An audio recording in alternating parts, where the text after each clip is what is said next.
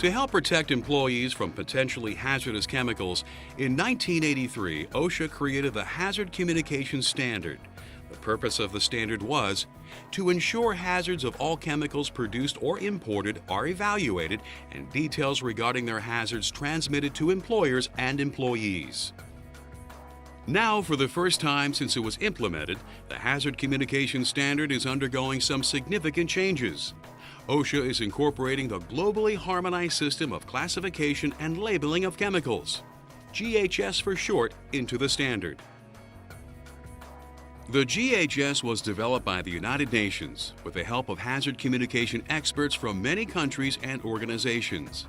Its aim is to help standardize the way chemical information is provided anywhere in the world. One of the major things that the GHS changes in the Hazard Communication Standard is how containers of potentially hazardous chemicals should be labeled. When OSHA originally created the standard, it was performance-based. This meant that while the standard described what companies needed to accomplish, it left them free to decide exactly how they would do it. For container labels, OSHA told manufacturers and distributors of potentially hazardous chemicals what type of information should appear on their labels, but left the question of how to convey that information up to the individual companies.